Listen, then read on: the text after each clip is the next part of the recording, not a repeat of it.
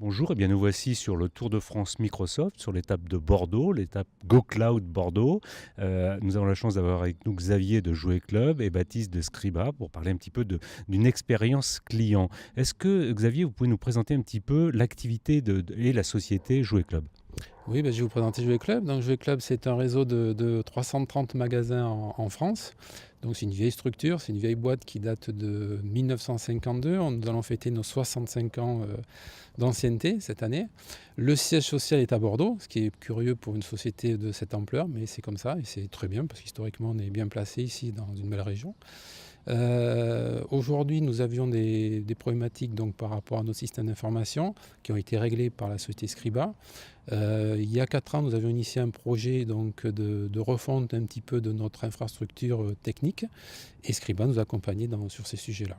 Vous pouvez nous en dire un petit peu plus parce que une répartition de magasins comme ça, il y a des problèmes de mobilité, des problèmes de centralisation, donc peut-être de données, des problèmes d'usage. Et c'était quoi les problématiques lorsque vous êtes lancé dans cette réorganisation d'infrastructure? Alors, la problématique, c'était surtout qu'on avait des informations qui étaient effectivement dispatchées un petit peu partout. Il faut savoir que nous avons un réseau aujourd'hui qui est indépendant. Donc, nous avons des adhérents qui ne sont pas un réseau de franchiseurs, ne sont pas des franchisés, ce sont des indépendants et donc des coopérateurs. Jouet Club est une coopérative. Et ce qui fait qu'un petit peu nos adhérents avaient un petit peu le libre choix, entre guillemets, de leur système d'information et le libre choix de faire un petit peu ce qu'ils veulent dans leur boutique. Et aujourd'hui, ce qu'on avait décidé à l'époque, c'était justement un petit peu d'améliorer ce système-là, par le biais déjà, chez nous au niveau du groupe, montrer l'exemple, parce qu'on était un petit peu, voilà, il y avait un petit peu de tout, différents systèmes qui cohabitaient, donc on a rationalisé tout ça, rationalisé les infrastructures techniques, et bien évidemment rationalisé aussi les échanges qu'on a avec nos magasins, notamment par le biais de la messagerie et nos intranets derrière. Et rendre tout ça un petit peu homogène. Baptiste, de votre côté, lorsque vous avez un client comme ça qui arrive, c'est tout bon, il y a plein de choses à faire. Exactement, tout à fait. Là, l'objectif, c'était vraiment de comprendre quelles étaient les problématiques du client, de savoir quel était l'existant, qu'est-ce qu'il y avait à faire au niveau des différents services et sur les différentes applications de métier également, et de proposer vraiment une solution qui soit homogène et cohérente pour qu'on ait un système d'information qui soit robuste et évolutif aussi pour les années à venir. Vous êtes arrivé directement avec l'idée de Office 365. Alors oui, effectivement, on a fait un plan en plusieurs étapes, nous, au niveau du client, dont une étape, effectivement, était Office 365 pour la migration des données de certains utilisateurs au niveau du système d'information. Tout à fait. Xavier, de votre côté, comment ça s'est passé un peu l'arrivée d'un nouvel OS? Parce que dans une société un petit peu ancienne, souvent il y a des freins, pour le dire pudiquement. Comment s'est passée l'arrivée d'un nouveau système et donc de nouveaux usages? Alors, c'était pas facile parce qu'effectivement, nous avons une population un peu historiquement un peu ancienne et avec des us et coutumes qui se sont mis en place au fil du temps.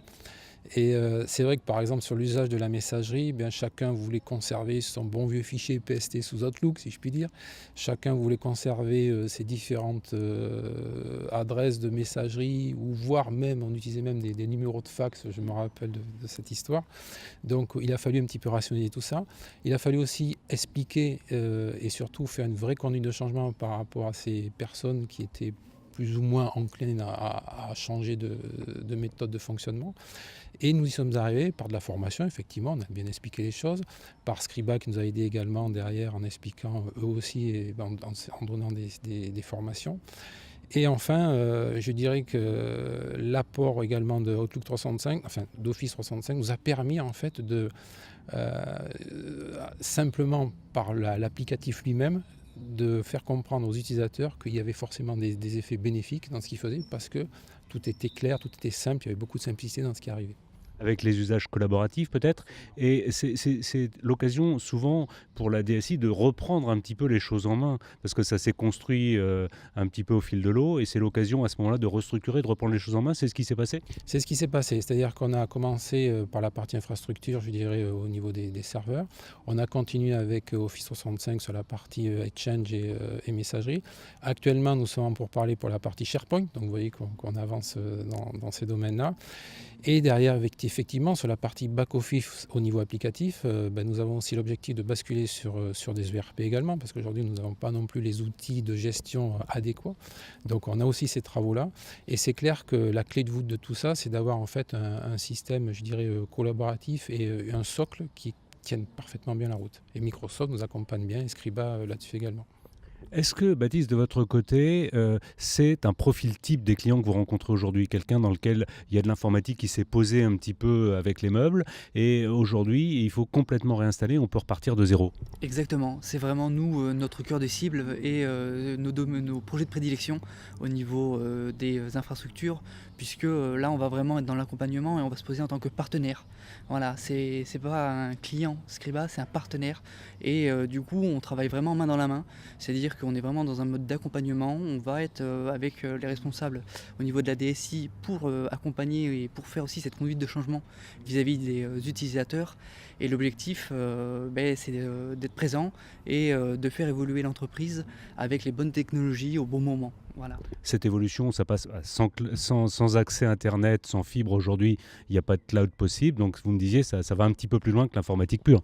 Complètement, puisque c'est vrai que c'est ce que M. Lamontagne expliquait.